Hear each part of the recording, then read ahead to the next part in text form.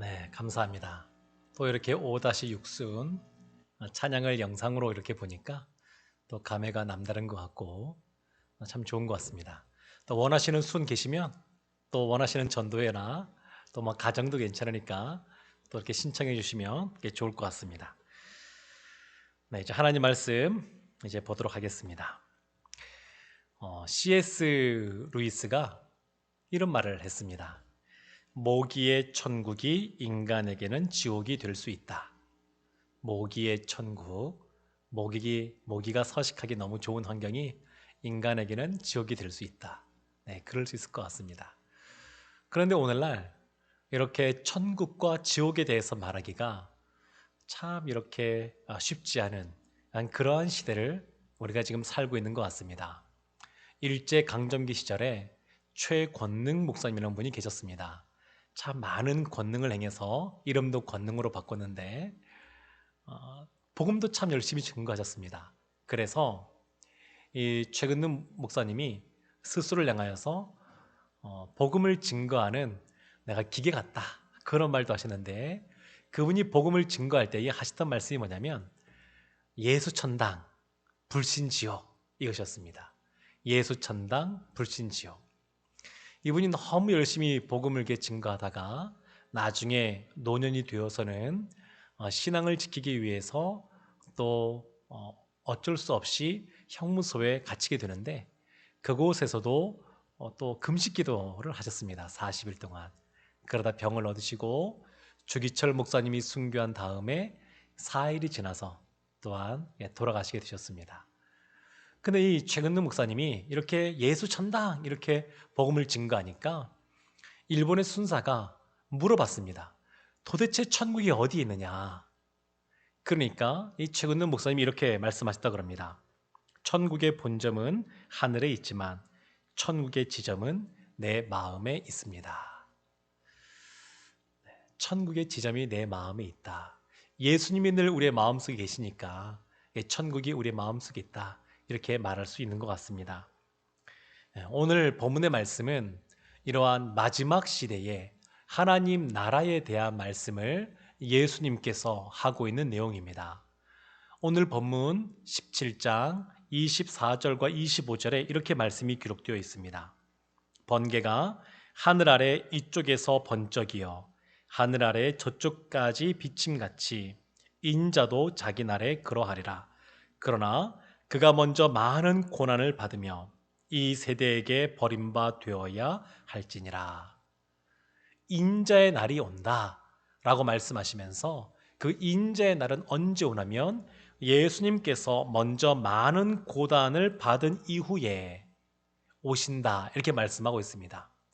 이 본문이 기록된 그런 상황은 언제냐면 예수님이 십자가를 지기 위하여 예루살렘을 향하여 나아가는 길 가운데 만난 그러한 사건과 말씀입니다. 이제 곧 예수님은 예루살렘에 들어가셔서 십자가를 지십니다. 근데 그 십자가를 지시는데 지금 먼저 십자가를 진 이후에 그 다음에 순수적으로 그 다음에 인자의 날, 예수님의 재림의 날이 오게 될 것이다. 이렇게 말씀하신 겁니다. 하나님의 자녀이자 또한 신자이자 성도인 우리는 어느 순간 삶을 살아가면서 이 마지막 때, 종말의 때, 이때에 대한 관심이 좀 덜한 것 아닌가 이런 생각이 들 때가 있습니다. 예수님께서 말씀하신 것처럼 예수님이 십자가를 지신 이후 그때 이후로는 예수님의 십자가와 부활 그 이후로는 마지막 시대입니다. 지금이 종말의 시대입니다. 지금이 말세라고 하는 시대입니다. 그때 이후로 지금까지 쭉 그것이 진행되고 있는데 이때에 우리는 조금 그 마지막 시대에 관심이 덜한 것 같지만 관심이 많은 사람들이 있습니다. 특별히 그들 중에 보게 되면 이단들이 많이 있는데 우리나라의 자칭 재림주라고 하는 사람이 약 200명 정도 된답니다. 근데 200명 정도 되는데 그 중에서 그래도 수천 명의 신도가 있는 사람들, 나름 자칭 재림주라고 말하는 사람들 중에서 나름 인간적으로 성공했다라고 볼 수 있는 사람들이 약 40명 된답니다. 그러니까 굉장히 많은 숫자입니다. 한번 계산해 보면 굉장히 많은 숫자입니다. 근데 이렇게 많은 재림주가 있고 그를 따르는 사람들이 있다는 겁니다. 그만큼 이 시대에 이 마지막 날 재림의 때를 사모하는 사람들이 많이 있다는 것을 알 수 있습니다. 이단 중에 한 거의 30년 전인데 1992년도에 우리나라를 한번 이렇게 발칵 뒤집어 놓은 사건이 있었습니다. 다가올 미래를 준비하라. 그래서 줄여서 다미 선교회라고 있었습니다. 이장립 씨가 또한 이렇게 많이 사람들을 끌어모았는데 사람들이 몇 년, 몇 월, 며칠 날, 몇 시에 휴거가 된다고 그런 말들을 막 퍼뜨리고 그래서 지상파 방송국에서 와서 막 촬영도 했었습니다. 그 시간에 진짜 무슨 일이 벌어지나 어떻게 되나. 사람들이 뭐 생업도 포기하고 그곳에 나가고 그런 일들이 막 벌어졌었습니다. 근데 이때는 몇 년, 몇 월, 몇 시 이것은 하나님이 알려주신 것이 아닙니다. 예수님도 이때는 아버지 하나님만 아신다고 말씀하셨습니다. 하나님께서 그렇게 하셨습니다. 그래서 사람은 알 수 없음에도 불구하고 관심이 있는 겁니다. 언제 예수님이 재림하실지 그 인자의 날에 대하여 관심이 많은 것을 볼 수 있습니다. 근데 이것만이 아니라 어떤 조건이 달성되면 예수님이 오신다라고 말하는 사람들도 있습니다. 신천지가 대표적인데 신천지는 14만 4천 명이 채워지면 예수님의 날, 그 인자의 날이 다시 온다. 이렇게 주장을 하곤 했습니다. 이렇게 이 시대에 마지막 때 그리고 예수님의 재림에 대하여 관심이 많은 사람들도 있고 또 반면에 관심이 별로 없는 이 시대의 대부분의 사람들이 그런 삶을 살고 있는데 예수님께서 오늘 본문을 통하여 이 마지막 때에 어떻게 살아가야 되는지에 대해서 말씀하고 있습니다. 첫 번째 우리가 살펴본 말씀은 하나님의 나라는 이미 우리 안에 있습니다 라는 것입니다. 하나님의 나라는 이미 우리 안에 이미 있습니다. 우린 이미 하나님 나라를 소유하고 있습니다. 우리가 오늘 25절까지 읽었지만 본문의 말씀은 37절까지 그 내용이 이어지게 됩니다. 그리고 20절과 21절 이 두 절이 한 단락을 이루고 22절부터 37절 이것이 또 한 단락을 이룹니다. 그런데 20절과 21절 말씀을 제가 한번 먼저 볼 텐데 바리새인들이 이렇게 20절 말씀에서 질문하고 있습니다. 바리새인들이 하나님의 나라가 어느 때에 임하나이까 묻거늘. 바리새인들이 예수님께 질문하는 겁니다. 하나님의 나라가 어느 때에 임합니까? 여기에 대해서 예수님께서 20절 하반절에 이렇게 답변하십니다. 예수께서 대답하여 이르시되 하나님의 나라는 볼 수 있게 임하는 것이 아니요 21절 또 여기 있다 저기 있다고도 못하리니 하나님의 나라는 너희 안에 있느니라. 예수님이 세 가지를 답변하셨습니다. 첫 번째는 뭐냐면 하나님의 나라는 볼 수 있게 임하는 것이 아니다. 우리 눈에 보이는 것이 아니다. 하나님의 나라는 보이지 않게 임하는 것이다 이렇게 말씀하셨고 두 번째는 또 여기 있다 저기 있다라고 못한다. 그런데 현혹되지 마라 이런 말씀을 하신 겁니다. 세 번째는 하나님의 나라는 너희 안에 있다라고 말씀하고 있습니다. 이미 너희 안에 있다. 예수님께서 그렇게 말씀하셨습니다. 근데 곰곰이 생각해보게 되면 이 바리새인들의 질문과 예수님의 답변, 이 대답 사이에 좀 이렇게 핀트가 맞지 않는 좀 어색한 부분들을 살펴볼 수 있습니다. 바리새인들은 언제 하나님의 나라가 임하냐라고 하는 시기에 대해서 물어봤는데 일시에 대해서 물어봤는데 예수님은 거기에 대해서 답변하지 않으시고 하나님의 나라가 어떻게 임하는지에 대해서 말씀하셨습니다.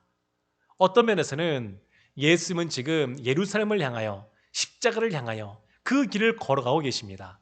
바리새인들이 예수님이 관심을 갖고 있는 십자가에 대하여 예수님의 생각을 가득 채우고 있는 십자가에 대하여 질문했다 그러면 아마 바로 거기에 대한 답변을 들을 수 있었을 겁니다. 그런데 바리새인들은 거기에 별로 관심이 없습니다. 예수님이 무슨 생각을 하고 계시는지, 예수님이 또 무엇을 추구하고 계시는지, 예수님이 우리를 향하여 무엇을 기대하고 계시는지 관심이 없습니다. 그냥 자신들의 욕심, 또 자신들의 생각대로 무엇인가를 이제 얻어내고 싶어하는 그러한 바리새인들의 모습을 볼 수 있습니다. 그래서 뭔가 대화가 자연스럽지 못하고 부자연스러운 것을 볼 수가 있습니다. 현실에 존재하지 않는 세상이란 의미의 유토피아라는 단어가 있습니다. 세상 사람들은 뭐 공산주의든 자본주의든 다 이 세상 사람들이 잘 살아가는 것에 대해서 추구하는 모습이 있습니다. 그런데 그 유토피아란 말 자체가 현실에 존재하지 않는 세상이란 말처럼 그런 세상은 존재하지 않습니다. 공산주의도 이미 수십 년 전에 무너졌고, 그리고 자본주의도 얼마나 그 안에 태생적으로 많은 문제들이 있는지 우리가 이미 잘 알고 있습니다. 그래서 이 세상에서는 사람들이 생각하는 이상향, 어떤 파라다이스, 이런 세상은 존재하지 않습니다. 유대인들, 바리새인들이 꿈꾸는 나라가 있었습니다. 그들은 이 당시에 다시 메시아가 올 것에 대한 그러한 대망 사상이 있었습니다. 나라가 망하고 포로로 잡혀가고 다시 돌아오고 또 수백 년의 세월이 지나면서 그들 가운데는 우리를 이러한 강대국의 압제로부터 벗어나게 할, 지금 로마의 압제 가운데 있는데 로마로부터 벗어나게 할 눈에 보이는 현세적인 그러한 나라, 한마디로 말하면 다윗의 나라가 임하기를 원했습니다. 다윗 왕 때에 이스라엘이 가장 강대했거든요. 다윗 왕 때에 하나님이 약속하신 약속의 땅을 다 차지하고 주변에 있는 나라들의 조응을 받는 하나의 거대한 제국을 이뤘었습니다. 그러한 나라가 되기를 소망하는 마음이 있었습니다. 바리새인들은, 유대인들은 늘 관심이 뭐냐면 메시아가 오셔서 우리로 하여금 로마로부터 벗어나게 하는 눈에 보이는 그러한 정치적인, 경제적인, 군사적인 그러한 나라를 꿈꿨습니다. 근데 예수님께서는 그렇게 말씀하지 않으시고 이미 하나님의 나라는 눈에 보이지 않게 너희의 안에 임하여 있다라고 말씀하신 겁니다. 하나님 나라, 하나님의 나라, 이것은 구약에는 나오지 않는 표현입니다. 구약에는 주의 나라, 그의 나라, 이런 표현이 있지만 하나님 나라라는 표현은 없습니다. 하나님 나라라는 표현은 예수님이 이 땅 가운데 오시면서 쓰여진 그런 표현입니다. 시약에는 이런 표현이 참 많이 있습니다. 하나님 나라, 하나님의 나라, 이런 표현이 참 많이 나오게 됩니다. 그렇다 그래서 구약과 신약이 전혀 상관없느냐? 그건 아닙니다. 창세기부터 계시록까지 이 긴 시간을 몇 개의 시대로 구분해서 볼 수가 있습니다. 하나님이 온 우주 만물을 창조하신 창조 시대 때 보게 되면 하나님 나라에 대한 설계, 하나님의 나라에 대한 설계도를 그린 그러한 창조 시대가 있고, 그 다음에 아담 시대 때는 하나님 나라에 대해서 반란을 일으키고 또 심판받는 그러한 것이 그려져 있습니다. 그 다음 노아 시대 때 보게 되면 이 국가라고 하는 것은, 나라라고 하는 것은 세 가지 요소가 있는데, 첫 번째가 주권입니다. 하나님 나라의 주권은 하나님께 있습니다. 하나님이 다스리시고 통치하십니다. 두 번째 요소가 뭐냐면 영토입니다. 영토. 세 번째는 백성이 있어야 됩니다. 그래서 주권과 영토와 백성이 있어야 하나님 나라가 형성되는데, 이 노아 시대 때는 하나님 나라의 영토에 대한 그러한 모형이 나옵니다. 구약은 예수 그리스도가 오실 것에 대해서 예언한 책이고, 신약은 예수님이 오신 다음에 그의 말씀과 행적들이 기록된 책인데, 구약은 예수 그리스도가 오실 것에 대해서 많은 모형들, 그림자들을 보여주었습니다. 이것은 하나님 나라에 대해서도 마찬가지입니다. 노아 시대 때는 하나님 나라의 영토에 대한 모형을 보여주셨고, 그 다음에 아브라함 시대 때는 하나님 나라의 백성에 대한 모형을 보여주셨습니다. 그리고 모세 시대 때는 하나님 나라에서 다스리게 될 그런 법에 대해서 그 모형을 보여주셨고, 그 다음에 다윗 시대 때는 하나님 나라의 왕권, 그 주권에 대한 모형을 보여주셨습니다. 그리고 포로 시대 때는 이러한 모형으로서의 하나님 나라가 파괴되어지게 되고, 그리고 하나님 나라에 대한 원형에 대한 사모하는 마음, 갈망하는 마음이 가득 차게 되는 때가 그때입니다. 그리고 드디어 예수님이 이 땅에 오시면서 하나님 나라가 도래한 겁니다. 하나님 나라가 이제 모형으로서가 아니라 원형으로서 이 땅 가운데 도래한 때가 예수님 시대입니다. 그리고 예수님께서는 이 하나님 나라에 대하여 가르쳤습니다. 회개하라, 천국이 가까이 왔느니라. 이것이 예수님이 말씀하신 첫 번째 말씀입니다. 하나님 나라, 천국이 가까이 왔다고. 그래서 예수님의 모든 사역은 다 이 하나님 나라에 관한 사역이다라고 말할 수 있습니다. 예수님 사역의 핵심이 이 하나님 나라입니다. 하나님 나라. 이 하나님 나라에 대해서 예수님께서 그래서 우리가 하실 말씀이 뭐냐면 이미 너희 가운데 하나님의 나라가 선물로서 주어졌다라고 말씀하고 있는 겁니다.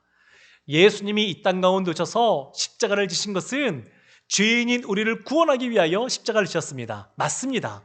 그런데 단순히 우리가 구원받은 자로서 그냥 그것으로서 만족하며 살기를 원하시는 것이 아니라 구원받은 자로서 이 땅에서 하나님 나라 백성으로 살기를 원하십니다. 이것이 하나님의 뜻입니다.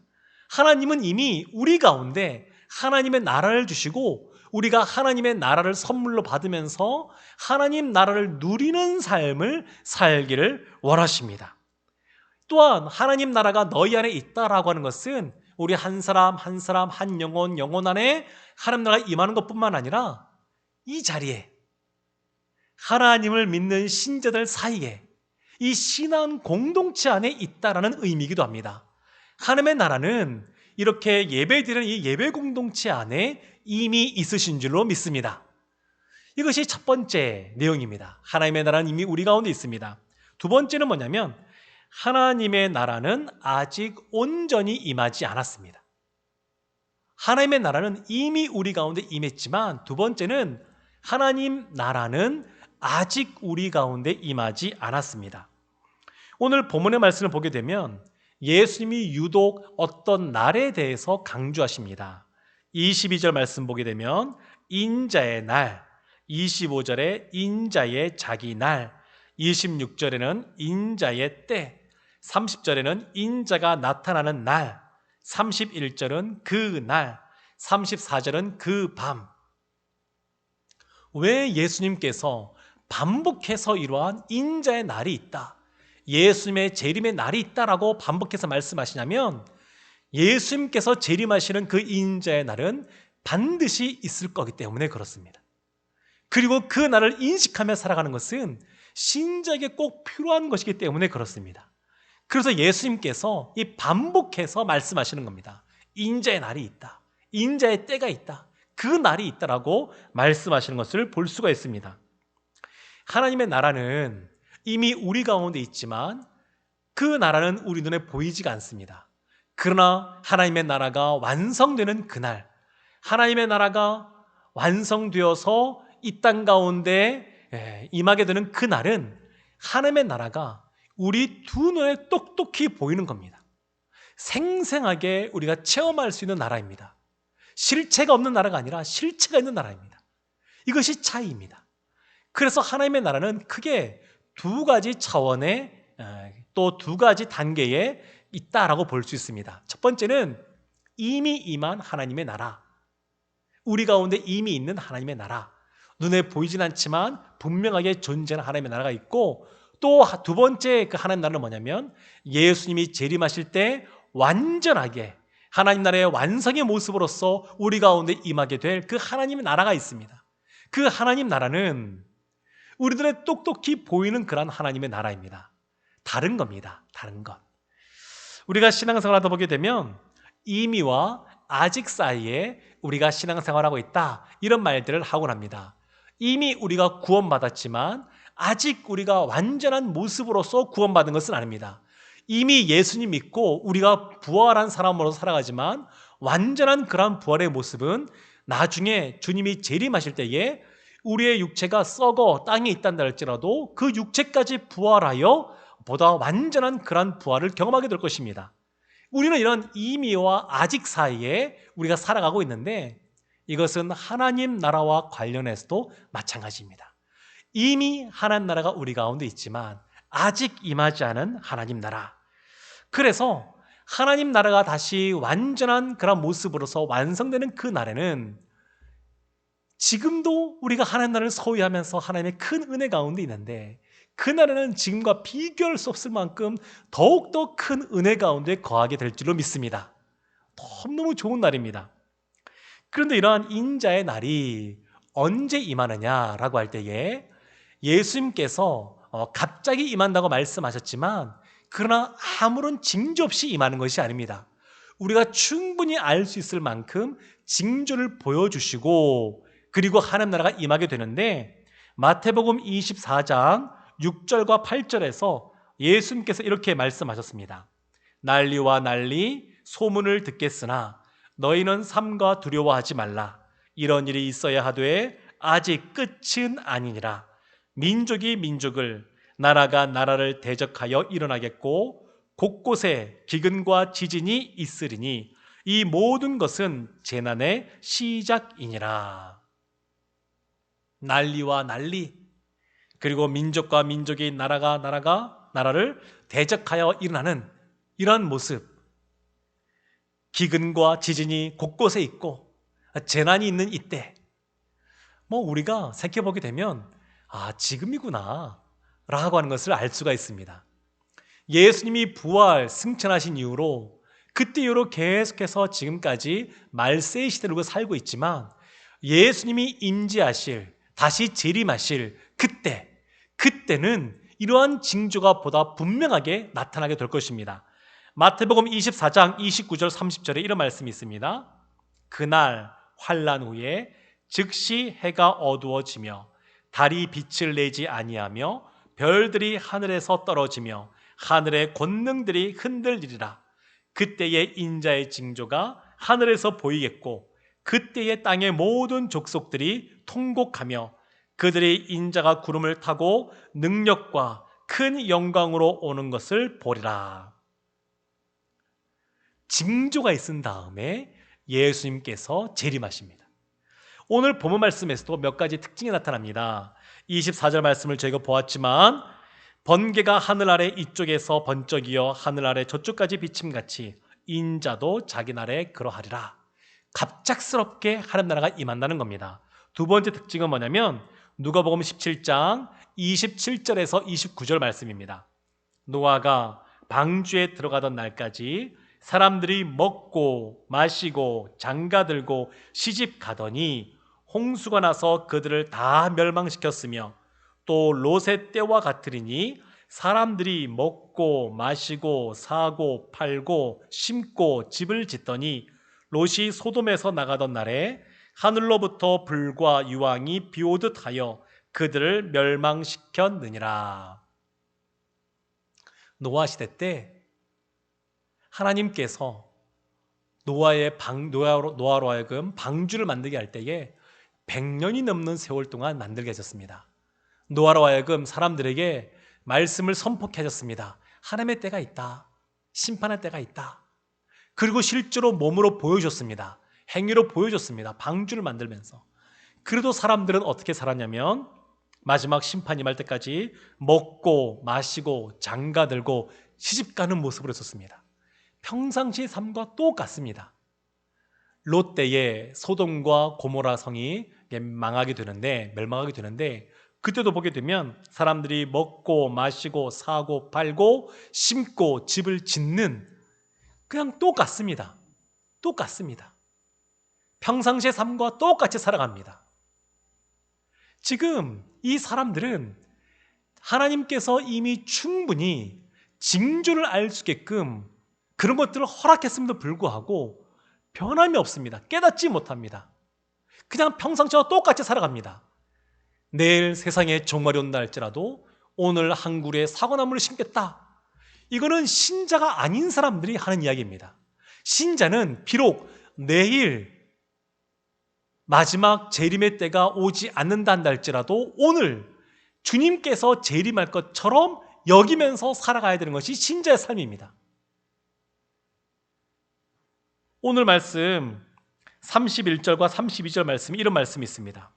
그날에 만일 사람이 지붕 위에 있고 그의 세간이 그 집 안에 있으면 그것을 가지러 내려가지 말 것이요 밭에 있는 자도 그와 같이 뒤로 돌이키지 말 것이니라. 롯의 절을 기억하라.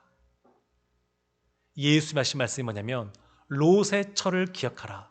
롯의 아내가 소돔과 고모라가 멸망당할 때에 그냥 뒤돌아보지 않았습니까? 집에서 놔두고 온 것들, 또 여러 가지 세상적인 것들, 아쉬움이 있으니까 뒤를 돌이켰는데 돌이키지 말라는 겁니다. 롯의 처를 기억하라는 겁니다. 세상 사람들은 인자의 날을 대비하거나 준비하지 않습니다. 그러나 신자인 우리는 인자의 날을 준비하는 삶을 살아가라고 말씀하고 있습니다. 또한 이 마지막 때에 특징들이 있는데 누가복음 17장 34절과 35절 말씀입니다.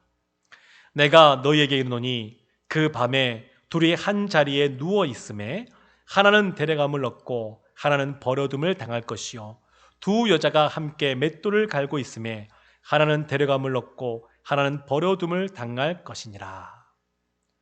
마지막 때에 인자의 날에 한 사람은 구원을 받고 한 사람은 심판을 받는다, 이렇게 말씀하고 있는 겁니다.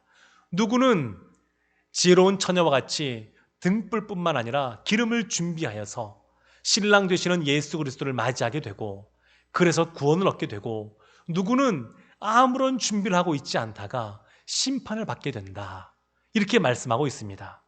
인자의 날에는 구원과 심판이 동시에 임하게 될 것입니다.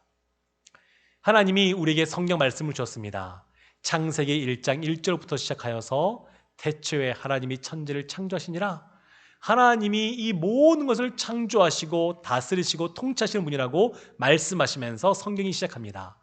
성경의 맨 마지막에 있는 요한계시록 22장 20절 말씀을 보게 되면 21절은 인사말을 볼 수 있겠고 20절 말씀 보게 되면 아멘 주 예수여 오시옵소서, 마르나타 주 예수여 오시옵소서, 이렇게 마무리를 짓습니다.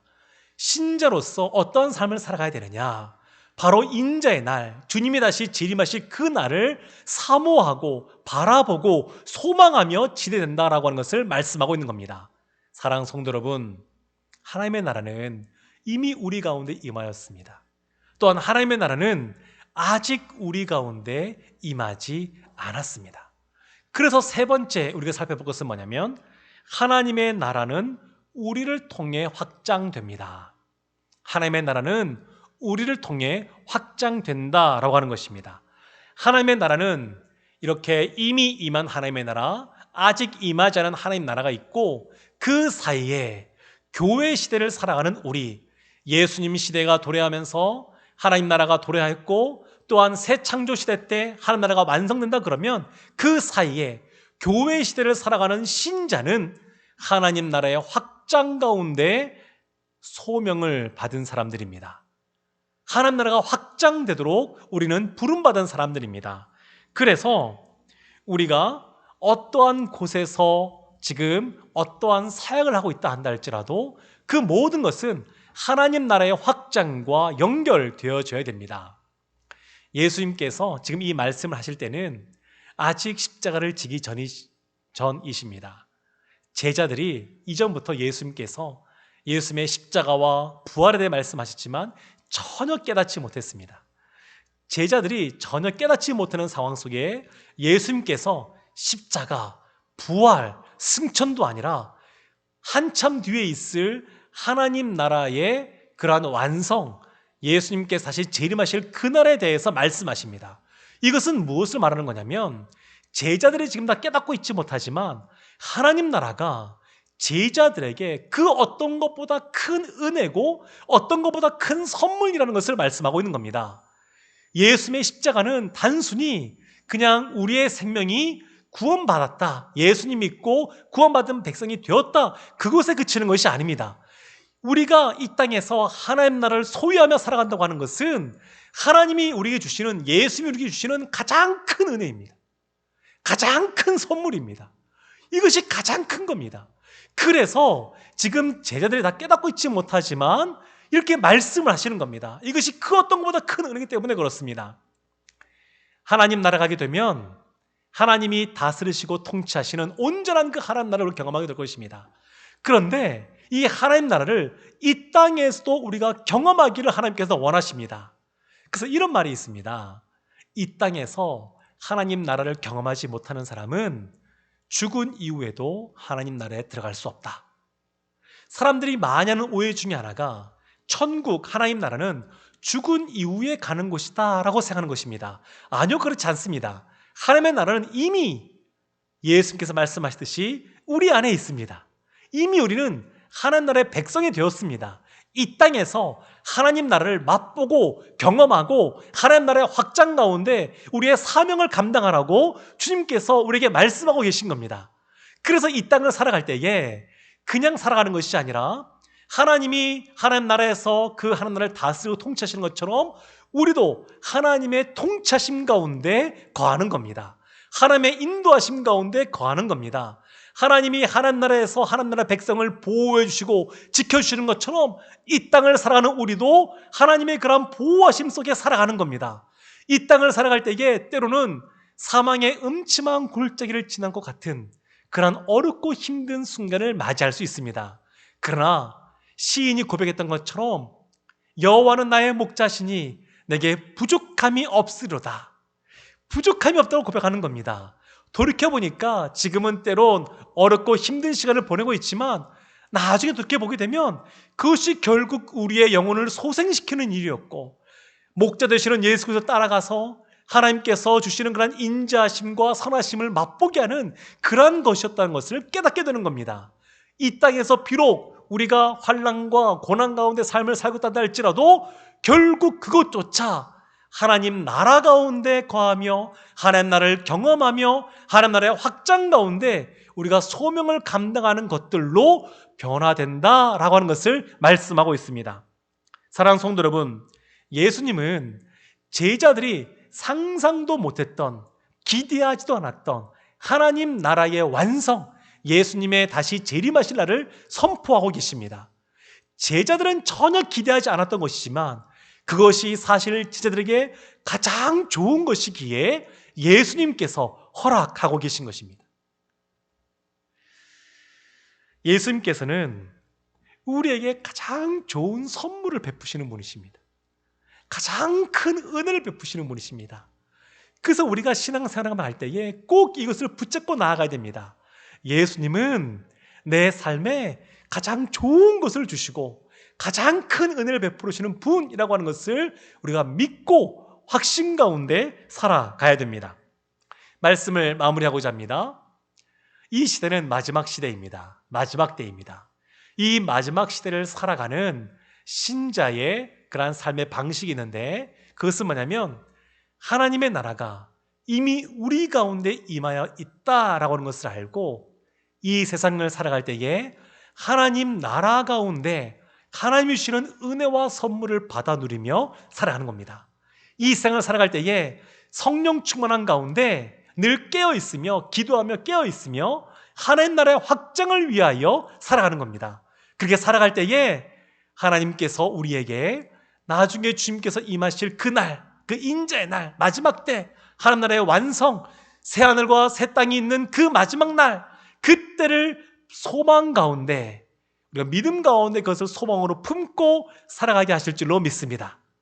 이렇게 하나님 나라를 소망하며 살아가시는 우리 성도님들 되시기를 주님의 이름으로 축원합니다. 아멘.